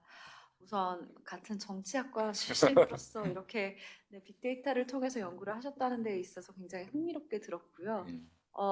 사실 이제 저는 정치학에서도 데이터를 많이 활용하지 않는 그런 규제 체계 논의를 중심으로 고민을 많이 하고 있는데요. 사실 그 뭐 LLM이 되었든 뭐가 되었든 빅데이터를 활용한다는 것은 데이터가 있어야지 예. 그것에 대한 이제 임플리케이션이 나온다고 말씀을 주셨었는데 그와 같은 관점에서 이제 제가 고민을 하고 있는 부분에 대해서 좀 조언을 여쭙고 싶은데요. 그 규제 환경에 대한 논의라든지 아니면 체계를 구축하는 논의는 사실 빅데이터만을 통해서 그 구축을 하기에는 어려움이 있지 않을까라고 생각을 하고 있고 일부 정성적인 평가라든지 아니면 정성적 변수들에 대한 그 논의가 필요하다고 생각을 합니다. 그런데 그럼에도 불구하고 이제 저희가 연구를 함에 있어서 아까 인터뷰도 말씀을 주셨지만 인터뷰를 한다고 하더라도 그에 대한 분석 내용을 결국에는 뭐 NLP를 통해서 뭔가 이제 임플리케이션 뽑아낸다든지 이런 식으로 자꾸 퀀티파이 해 나가는 추세가 있는 것 같은데 그러면 이런 뭔가 구체화된 숫자로 표현되기 어려운 정성적인 그런 판단이 필요한 부분들에 대한 연구를 진행을 했을 때 어떻게 좀 차별화를 할 수 있을지, 뭐 또는 이제 나아가서 그 그 챗GPT나 이런 것들이 계속적으로 발전을 했을 때 사회과학자로서 어떤 역할을 했을 때 더 의미 있는 연구를 할 수 있을지 뭐 이런 것들에 대해서 좀 조언을 여쭙고 싶습니다. 예, 어려운 질문이시네. 근데 저도 논문 쓸 때는 아까 말씀하신 규제 완화 쪽을 썼다고 말씀드렸는데, 규제 쪽 관련된 거는 저는 이제 정치학 쪽 접근이다 보니까 다른 제도 이론과 이익 집단 이론 중에 얻는 게 더 어떤 걸 설명하는 게 더 확실하게 설명할 수 있는 거냐, 좀 케이스를 가지고 퍼블릭 유틸리티 커미션 관련된 걸 썼거든요. 미국 50개 주. 그래가지고 저는 그때 197명한테 그때 각 주의 커미셔너가요 3명에서 7명이 있어요. 에너지 장관급이거든요. 90년대니까 제가 하와이부터 시작해 알래스카까지 다 보냈어요. 197명한테 제가 3번을 보냈죠. 그래서 100명한테 답을 얻었어요. 그래서 굉장히 좀 많이 얻었다고 생각하거든요. 그 설문조사에서 당시 생각하기에는 뭐가 규제하고 규제 완화에 써갖고, 규제 완화에 대해서는 이제 제가 이제 팔러시 이노베이션 했었거든요. 그래서 이제 그때 한창 또 이제 디피셔널 팔러시 이노베이션 해가지고 디레귤레이션 할 때니까 가지고 제가 그때 이제 전력 규제를 완화한 주가 그때 한 20개 주? 한 30개 있었는데 거기에 이제 제가 디퓨전 논문을 써준 적이 있었는데, 요새도 한국에서는 그런 논문 쓰시는 많죠. 요새 뭔가 기초단체에서 어떻게 디퓨전 대응해서 이제 인터널, 엑스터널 베리어블 이렇게 썼던 것 썼었는데 제 학위 논문이. 그래가지고 국내에 와서도 이제 처음에는 그런 걸 좀 하다가, 근데 정책 접근이랑 이제 행정적 접근이 좀 다른 것 같아요. 그래서 이제 그런 부분이 있는데, 제가 요새는 저는 이제 그런 거 같아요. 이게 꼭 숫자가 아니더라도 이 가시적으로 보여줄 수 있는 게 좋은 것 같거든요. 저도 갈등에서 상황판이라는 게 있어요. 갈등 상황판 보면 그림에서 이제 아까 좀 사람들과의 관계 같은 거 이런 걸 상황판을 보여주거든요. 시각화, 요새도 시각화도 굉장히 또 중요한 내용이기 때문에 그런 쪽으로 한번 접근해 보시면서, 그 다음에 규제하고 규제 완화 같은 경우는 이제 저는 이 타이밍이 중요한 것 같다는 생각이 들거든요. 타이밍이 어떻게 변화하고 이런 거지. 미국 같은 경우는 이제 그게 가장 규제 완화 얘기 나오면 먼저 하는 주들이 이제 캘리포니아하고 뉴욕이에요. 그럼 어떻게 퍼져나가냐, 변수 중에 하나가 이제 연도가 또 변수이기도 하니까 디피전 되는 방식에서. 그다음에 이웃주가 그거 했냐 안 했냐, 이런 것들의 그 상황적 판단, 이런 것들이 있고 그런데, 그런 부분에 있어서는 아마 저는 이게 이제 요새는 이제 그래픽도 굉장히 저도 모르는 것도 저희는 좀 그려봤자 그냥 도표 아니면 워드 클라우드 정도인데 그 정도는 별거 아닌 것 같고, 그냥 아마 그 상황판이라든지 그런 새로운 것들을 보여주면서 접근해 보시는 건 좋은 것 같고, 어 아마 이제 행정학이나 정치학이 이제 저희 업계도 미국도 보면은 이제 공대에다 계시다가 정착을 하신 분들, 뭐 수학 통계 공부하시다가 오셔가지고 왜냐면 그 디피전 보면은 통계도 원래는 서바이벌 애널리시스에서 나와가지고 한 거거든요. 생존 분석 이런 거. 또 저희 와이프도 통계학 쪽이고 이제 생존 분석 전문가한테 저한테 이거 보여줬더니 당신네들도 90년대 이런 거 하냐 그렇게 얘기를 하더라고요. 그다음에 뭐 MC 이런 거 하고 그러니까 이제 그런 분들이 선두적 역할을 하기 때문에 우리가 안 그래도 어려운데 그 사람들이 막 모르는 논문 내면 저희도 그런데, 이제는 GPT까지 해가지고 한술 더 발전된 연구 쓰면은 더 떨어지는 그런 상황이 되는 거죠. 그래서 이게 모르겠습니다. 제 개인적 욕심인지 모르겠지만 이게 특히 이제 새로 들어오는 분들이 많은 걸 해가지고 들어오잖아요. 저희가 모르는 것들. 근데 저도 이제 그런데 그래서 나도 한번 그런 것들을 모르는 것뿐만 아니라 이제 이런 것들을 한다는데 해보고 싶다는 쪽으로 접근했던 것 같아요.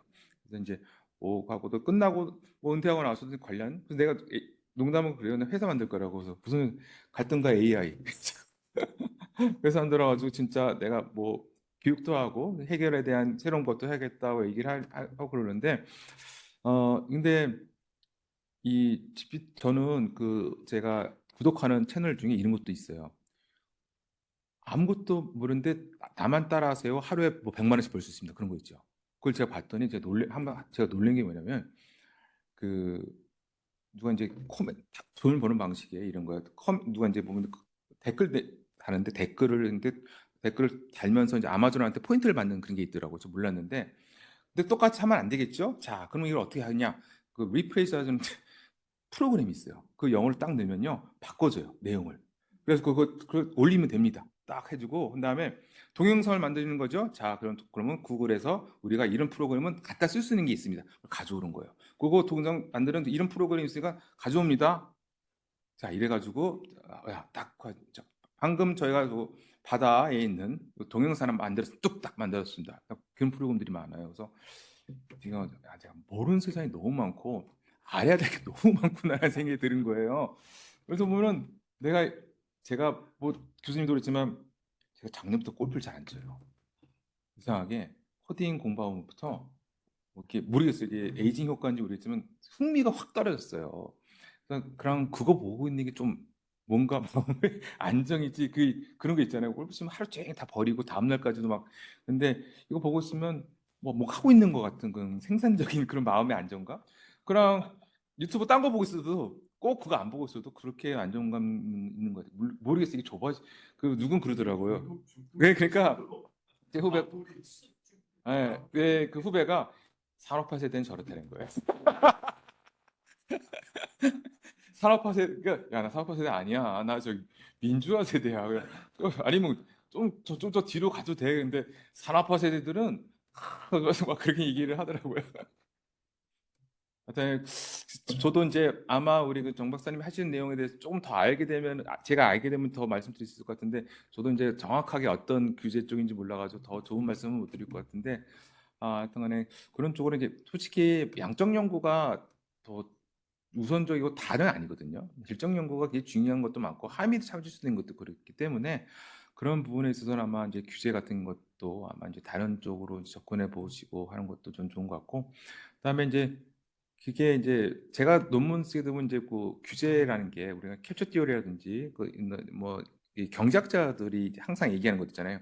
야, 정부는 블랙박스야. 아무것도 하는 것도 없어. 다 이 로비에 대한 모든 것들이야. 이런 것도 해가지고 거기에 반박으로 이제 제도 이론 쪽에서 막 나오면서 한 건데 그래서 티오리 공부해 본 것도 굉장히 좋은 것도 시카고 학파들 같은 경우는 전형적인 그런 거거든요.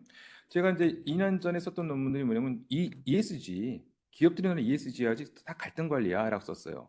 왜냐면 환경 문제 다 갈등이거든요. 거버넌스도 다 갈등이고 그다음에 이제 사회적 기업. 너네 갈등 예방이야 그것도. 그래가지고 니들이 얘기하지만 그것도 다 갈등을 사전에 예방하고 갈등 비용을 줄이는 거다. 안 보이는 비용을 줄이는 거다. ESG 활동도. 근데 제가 이제 얼마 전에 제가 연구재단에 낸 게 뭐냐면 자본주의하고 민주주의 둘 다 위기다.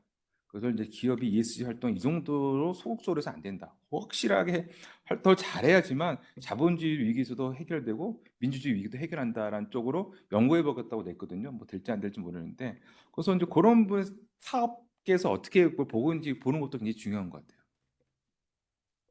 정 박사님 그 질문하고 좀 연관해서 네. 이제 갈등도 얘기하고 규제도 얘기하잖아요. 네. 우리 이제 지능정보사회 정책연구센터 고민 중에 하나가 특히 이제 이런 AI나 빅데이터 뭐 이런 데 관련해서 새로운 기술 기반에서 새로운 서비스가 많이 나오잖아요. 네. 근데 이게 이제 기존의 제도, 특히 이제 규제하고 부딪히면서 새롭게 이제 이런 기술과 서비스를 도입하려는 집단이나 또는 뭐 창업자 같은 그런 그룹들과 기존의 어떤 그 이익을 갖고 또 제도에 어떻게 보면 좀 지원을 받는 기존 집단과의 그런 갈등, 그러니까 신기술 도입에 따른 갈등 또는 이 새로운 어떤 규제 틀의 변화 뭐 이런 것들이 상당히 이제 관심이 많습니다. 그래서 이제 그런 갈등에 있어서도 좀 혹시 어떤 코멘트나 그동안 연구하신 게 있으신지? 저희 같으면 플랫폼 관련된 갈등 연구를 한번 한 적이 신산업과의 충돌 이런 것들을 어떻게 해결할 것인가. 특히 이제 지금 대표적으로 의료 쪽이나 법률 쪽은 굉장히 부딪힘이 크잖아요. 지금 뭐 조금만 가도 지금 강남 미인 뭐 이런 것도 시작해가지고 얼마 전에 있었던 뭐 다 그런 것들이어가지고 그걸 어떻게 해결할 거냐 하는데 저희는 중요한 거는 이제 우리 정부가 실패했던 것 중에 하나가 이제 지금은 택시 기사들 때문에 했지만 근데 핵심 이해 당사자 빼고 얘기한 경우가 많은 것 같아요. 왜냐면 핵심 이해 당사자는 우리 소비자였거든요. 근데 소비자는 아니고 정부가 택시업계랑 그냥 분이 야 이거 문제 있어. 법통화 시키고 뭐 타다 이거 못해 이렇게 돼버렸단 말이에요. 그래서 이제 근데 정말로 소비자 아시다시피 이게 경제적으로 봤을 때 뭐 이게 우리 사회가 했을 때는 애는 많지만 목소리 못 내는 집단이 있는 거고 애는 적지만 목소리 강하게 내는 집단이 있는 있어 항상 그러면 저 집단이 승리하잖아요. 로비도 강하게 하고 그러기 때문에 그런 쪽에서 저희는 이제 그런 걸 이해 당사자 중심의 해결 이런 것들 결국은 지금 뭐 어떻게 보면 지금 의사도 비슷한 얘기인데 의사 너희들부터 중요한 건 어떻게 보면 우리 이 환자들 이해 당사자들이 중심에서 그걸 해결해야 되는 건데 이 뭐 정부의 입장, 뭐 의사들의 입장에서라기보다 물론 그들의 입장도 들어봐야 되지만 우리가 이런 것들 해결하는 데서 중요한 건 이해 당사자고 근데 이제 그래서 저도 ESG도 공부하다 보니까 이 ESG도 결국은 주주 자본주의에서 이해 당사자 자본주의로 바뀌는 거잖아요. 그래서 결국은 이제 우리 이 갈등도 중요한 건 이해 당사자거든요. 이해 당사자들이 어떻게 해결에 참여하고 참여해서 의사 결정에 들어오고 그분들이 자발적으로 해결하냐 이런 부분이기 때문에 아마 이제 저도 이제 잘 모르겠지만 그런 규제라든지 신산업과 구산업의 가장 큰 특징은 구산업 사람들 이해 당사자들을 이해시키고 그다음에 이제 근데 안 갈 수는 없는 분야하고 가는 거니까 결국 신산업 사람들한테의 그 이해 당사자들의 목소리가 결국은 반영될 수 있겠지만 그 속 사람들한테 어떻게 보면 그런 자기네들도 우리가 가치적 문제도 있지만 이익적인 문제가 있는 거거든요. 그런 것들에 대해서 뭐 어쩌면 제공해 줄 수 있는 이런 것들 생각을 많이 해보는 거죠. 저 온라인으로 접속하신 분들 중에서 혹시 질문이나 코멘트 있으시면 마이크 켜시고 질문이나 코멘트 해주세요. 없으신가요? 혹시 박 박사? 네. 예, 안녕하십니까. 저도 지능정보 사회정책연구센터 박준입니다. 네. 예, 그 전연구원 박준이고, 그 발표 잘 들었고요. 예, 네. 뭐 두 가지 말씀드리고 싶은데, 하나는 되게 공감했던 게, 그 챗GPT로 이제 쓰시면서 그 코딩도 하시고, 네.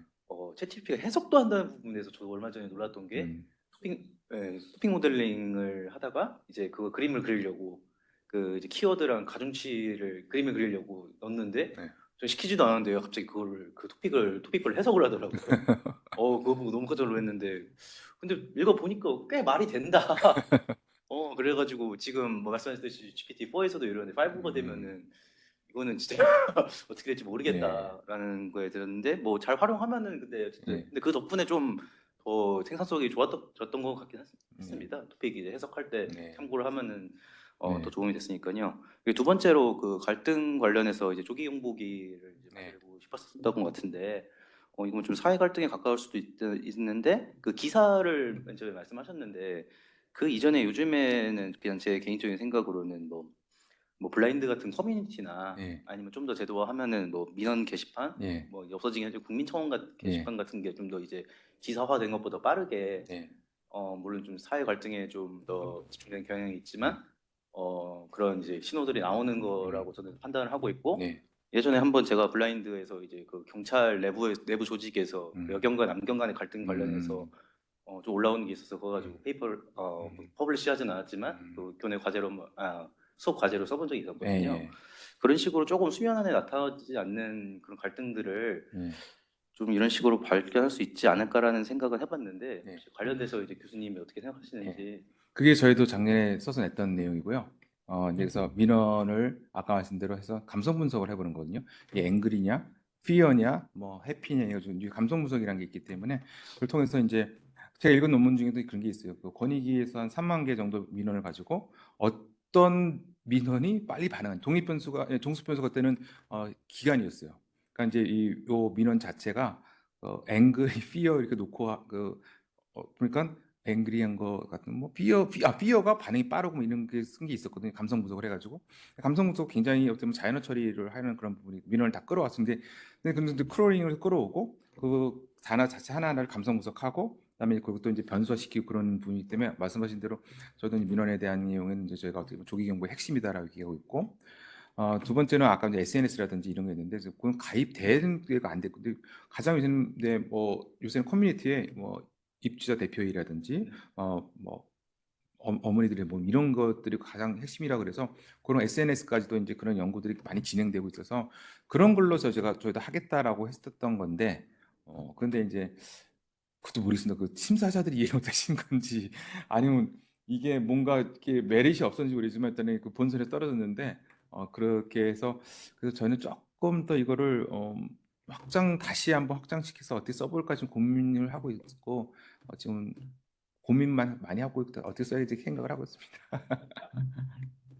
예. 가 교수님 그 발표하고 또 답변 중에 네. 이런 말씀하셨어요. 그 갈등 역량 평가 예. 뭐 이런 것들 많이 하신다 그러고 또 이 조종인 예, 예. 갈등 조종인 역할도 좀 하신다고 그러셨는데 제가 이제 개인적으로 생각하면 이 갈등 역량 평가는 사실은 이 주로 이제 이 정부 또는 이제 관하고 민하고 그런 갈등에 있어서는 주로 그 갈등 역량 분석을 요청하는 데가 정부나 관이잖아요. 예. 그러면 이제 관의 입장에서 이해 당사자들은 누구고 또 이 갈등의 범위가 뭐 어느 정도 되고 이거는 또 여기에 특히 이제 반대하거나 저항하는 집단은 누구 이런 것들을 다 알려주고 어떻게 보면 미리 좀 더 갈등을 완화하거나 미리 예방할 수 있는 그런 네. 아이디어를 정부나 관한테 주는 거잖아요. 네. 근데 기본적으로는 이제 관을 어떻게 보면 이제 도와주는 네. 뭐 그런 역할을 하셨는데 그런 역할을 하시다가 이 갈등 조정인이 되면 사실은 조정인은 오히려 어떻게 보면 네. 많은 경우는 공적인 제도의 힘은 정부나 관이 강하지만 네. 실제로 그게 없기 때문에 더 반대하는 사람들 절실하잖아요. 네. 절실하고 저항하고 그래서 정부가 갈등을 오래 끌려는 것보다는 그 반대쪽, 그러니까 반대하는 쪽이 이 저항을 함으로써 이 갈등 기간이 예. 길어진단 말이에요. 예. 해결 기간이 길어지니까 어떻게 보면 저는 이제 갈등 조정위는 기본적으로 출발을 반대하는 쪽, 뭐 지역 주민이든 예. 또는 지역 사회든 말 못하는 예. 소수의 어떤 그 약자든 간에 네. 뭐 그게 말 못하는 숲일 수도 있고 뭐 맑은 강일 수도 있고 네. 샘일 수도 있잖아요. 네. 또는 문화재일 수도 있잖아요. 예. 그래서 갈등 조정위는 기본적으로 먼저 이쪽에 제가 말씀드린 그쪽에서 있으면서 오히려 정부나 관을 좀 이렇게 설득하는 역할을 해야 지금 보면 갈등 기간이 기냐 그 기간이 되게 중요한 예. 첫 번째 변수로 나왔잖아요. 예. 그래서 그렇게 가야 되는데 좀 이 두 개 기능 앞에 얘기한 이 갈등 역량 분석하는 역할과 갈등 조정의 역할 이게 저는 좀 기본적으로 상충한다. 뭐 그러니까 그 사안에 대해서 많이 아는 데는 네. 제3자로서는 도움이 되겠지만 어떤 정량에 있어서는 좀 충돌하는 게 아닌가 뭐 좀 이런 생각은 들어요. 그러니까 저희- 마치 이제 예. 학문으로 보면 행정학은 조금 정부 쪽의 입장에 좀 가깝다면 사회학 하는 사람들은 좀 더 그런 이 정부하고 지역사회가 대립, 예. 갈등했을 때 지역사회 입장은 목소리를 좀 더 담는 게 아닌가 음. 뭐 이런 생각을 해보죠. 그래서 그런 어떤 두 개 역할을 다 그동안 이제 해오셨으니까 그런 데 대한 제가 말씀드린 그런 갈등, 충돌 네. 뭐 이런 것들을 어떻게 좀 해소를 하셨는지. 그 교수님 말씀하신 대로 가장 힘든 분들이 반대하시는 분들이에요. 이게 뭐 굉장히 그 또 강하신 분들이 있고 그분들 사이에서도 강하게 나가자 소송까지도 하시겠다 그러고 이런 분들 야 그거는 너무 강하다 또 나뉘고 그러세요. 근데 저희가 이게 이제 한 명씩 인터뷰를 해보잖아요. 그럼 다양한 목소리가 나와요.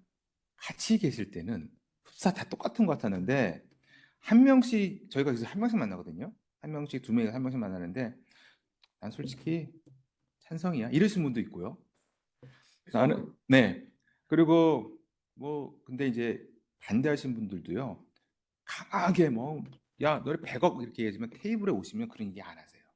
이게 밖에서는 뭐 나가라 뭐 이러지만 딱 그 테이블 안에 들어오시면은 그렇게 강한 얘기는 안 하시거든요. 합리적인 얘기를 하기 시작하세요. 그래서 한 분 한 분 만나고 나서 그분들하고 이제 얘기 들어보면은 아 이게 파악이 되네. 저희는 이제 파악되면서 근데 그분들도 이제 뭐가 있냐면 첫 번째로 아 정부가 해결하려고 노력하는구나. 그래서 사람을 보냈구나라고 있고 한 2시간 4시간 얘기하다 보면 좀 화가 풀리세요. 네, 누가 들어주고 있는 거거든요. 아, 그럼 그 다음에 소개도 시켜주세요. 이 사람 꼭 만나보라고. 네. 해결하기 위해서. 네, 그러니까 이게 그리고 저희는 그 반대하신 분들, 찬성하신 분 잘 안 만나요. 왜냐면 그분들은 거의 만나봤자 비슷한 얘기고, 반대하시는 분들을 계속 만나다가 저희가 더 이상의 다른 목소리가 없다 그러면 그만 만나는데 그 목소리를 다 담고 그분들이 또 소문 나거든요. 야, 누구 만나러 왔대? 아, 그러면 나 안 만나러 와. 이거 다 동네 다 소문 나거든요. 그래가지고 저 전화 와요. 왜 나 안 만나러 오냐고. 네. 그럼 만나요. 만나고 나면 어떤 분들은 막 우시는 분도 있어요. 난 대한민국 국민도 아니다 말이야. 우리 소음에 있기 휘말리는데 그래도 가지고 한 다음에 그 다음에 그거를 저희가 담아서 저희가 전달하겠습니다. 그리고 나서 이제 그 대신 이제 그거를 저희가 이제 직접 군에 아니면 이 정부에 얘기할 수 있는 기회의 장을 회비치를 만들 테니까 오시겠습니까? 나온다 그러세요. 그러니까 이 들어주는 것 자체가 그래서 이제 갈등 조정관 아까 말씀드렸는데 갈등 조정관이 만들어지고 제일 좋아하는 사람 중에 하나가 누구냐면 민원센터들이에요. 민원센터들이 악성 민원이 막 오는데 넘기는 거예요 그쪽으로. 그러니까 자기네들은 거기서 해방되니까 갈등 조정관 직접 만나러 가거든요. 만나러 가서 얘기 듣고 근데 이제 그분들이 이제 저희한테 어떤 때는 저희 한전 의뢰를 받아서 안산에 변전소 짓는 걸 문제를 하러 갔더니 야 너희들이 여기가 누군지 알아? 우리가 옛날에 화장장 막아낸 사람들이야. 될 것 같아. 막 그런데 결국 해결됐고요. 뿐만 아니라 주민들이 원하는 방향으로 이전했거든요. 근데 한전도 돈 벌었어요. 이 땅이 더 싸고 비싼 거예요. 그래가지고 이게 이제 결국은 이제 어떻게 대화를 만나면서 이 트냐기 때문에 이분들은 저 사람들이 이제 그 생각을 하죠. 얘기 들어주면은 그 반대하시는 분들이 쟤는 처음에는 그냥 돈 받고 왔지. 당연히 저희가 돈 받고 왔지. 공짜랍니까? 저희가 무슨 자선사업가도 아니고 그런 얘기 하죠. 저희 한전에 돈 받았다 아니면 무슨 군에 돈 받았다 뭐 아니면 좀 뭐 기초자치단체 돈 받았다 얘기하죠. 그래서 안 하셔도 되는데 안 하시는 것보다 하시는 게 더 좋다. 왜냐하면 이런 것들이 다 반영되고 그러니까 그러면 얘기하세요. 그래가지고 그것도 이제 기술이니까 계속 듣고 그다음 이제 그래도 계속 찾아가서 듣고 그러다 보면은 뭐 가까워지는 경우도 있고 연락도 오고 그래서 잘 해결되는 경우가 꽤 있고요. 그랬을 때 저희가 이제 강정마을이나 솔직히 그런 밀양이라든지 이런 것들을 저희가 해보지는 않았는데 큰 사건 정말로 이거는 것들은 이 갈등 영향 분석을 하기에 실기하는 때가 꽤 많아요. 초반에 했어야 되는데 놓쳐버린 경우가 있을 때는 이거는 어떻게 해결할지에 대해서 굉장히 정부가 정말 시기를 놓친 거죠. 그래서 그런 부분도 없잖아 있는데요.